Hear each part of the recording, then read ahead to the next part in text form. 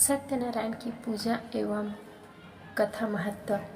सत्यनारायण की पूजा एवं कथा आज के समय में पूजा पाठ के नियम सभी को पता नहीं होते। ऐसे में यह कार्य अधूरे से लगते हैं। ऐसी ही परेशानी को ध्यान में रखते हुए कथा का विस्तार लिखा गया है। सत्यनारायण कथा महत्व। सत्यनारायण भगवान की पूजा का हिंदू धर्म में बहुत अधिक महत्व होता है। किसी भी विशेष कार्य जैसे गृह प्रवेश, संतान उत्पत्ति, मुंडन, शादी के वक्त, जन्मदिन आदि शुभ कार्यों में यह पूजा एवं कथा कराई जाती है अथवा स्वयं की जाती है। मनोकामना पूरी करने हेतु सत्यनारायण की कथा को कई लोग साल में कई बार विधि विधान से करवाते हैं। गरीबों एवं ब्राह्मणों को दान दक्षिणा देते हैं। कई लोग मान्यता के रूप में भी इनकी पूजा एवं कथा करते हैं और कई भगवान को धन्यवाद देने के लिए भी यह करते हैं। सत्यनारायण की पूजा एवं कथा दोनों का ही बहुत महत्व है। कहते हैं सुनने मात्र से पुण्य की प्राप्ति होती है। सत्य को मनुष्य में जगाए रखने के लिए इस पूजा का महत्व अध्यात्म से निकलता है। भगवान की भक्ति के कई रास्ते हैं। धार्मिक कर्मकांड अथवा मानव सेवा। पूजा पाठ में मन को लगा देने से चित्त शांत हो जाता है, मन पर नियंत्रण होता है। आज के समय में पूजा पाठ के नियम सभी को पता नहीं होते। ऐसे में यह कार्य अधूरे से लगते हैं। ऐसी ही परेशानी को ध्यान में रखते हुए कथा का विस्तार एवं पूजा विधि लिखी गई है।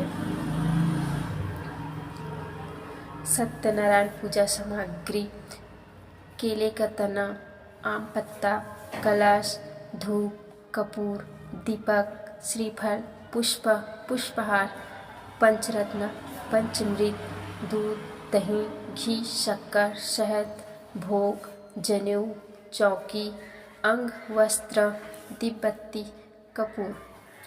सत्यनारायण पूजा विधि: सर्वप्रथम एक जगह पर रंगोली डालते हैं, उस पर पटा रखते हैं, उस पर सतिया बनाते हैं, उस सतिये पर केले के पत्ते रखते हैं, उस पत्ते पर सत्यनारायण भगवान की तस्वीर, गणेश जी की प्रतिमा एवं कलश रखते हैं।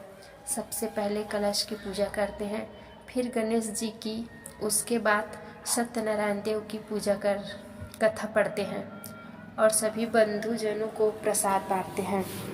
सत्यनारायण कथा सूत जी ऋषि मुनि को कहानी सुनाते हैं।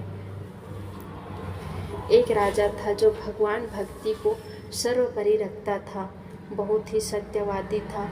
वो और उसकी पत्नी हमेशा सत्यनारायण की पूजा करते थे, जिस कारण उनके राजकोष भरे हुए थे और प्रजा भी खुशहाल थी।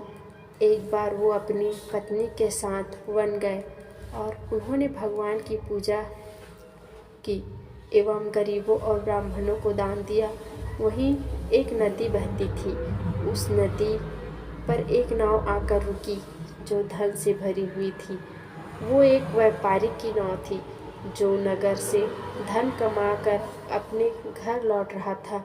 उसने राजा को भेंट की और पूछा, आप किस देव की पूजा करते हैं और क्यों? तब राजा ने बताया, सत्यनारायण भगवान की पूजा करने से सभी कष्ट दूर होते हैं, रोगी को रोग दूर होता है, निसंतान को संतान मिलती है और निर्धन को धन की प्राप्ति होती है। व्यापारी ने भगवान के हाथ जोड़े और प्रसाद ग्रहण कर अपने घर गया। घर जाकर व्यापारी ने अपनी पत्नी से पूजा का महत्व बताया और कहा, जब भी हमें संतान सुख मिलेगा हम सत्यनारायण की यह कथा अवश्य करेंगे। कुछ समय बाद व्यापारी की पत्नी गर्भवती हुई। उसने एक सुंदर कन्या को जन्म दिया। तब उसने कथा करवाने का कहा। तब व्यापारी ने कहा, जल्दी क्या है, इसके विवाह पर अवश्य करेंगे। समय बीतता गया।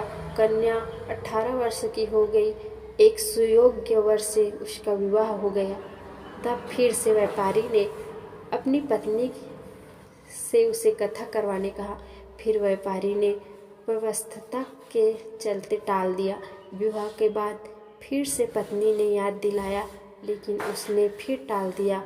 कहा अभी उसे अपने दामाद के साथ व्यापार के लिए नगर जाना है।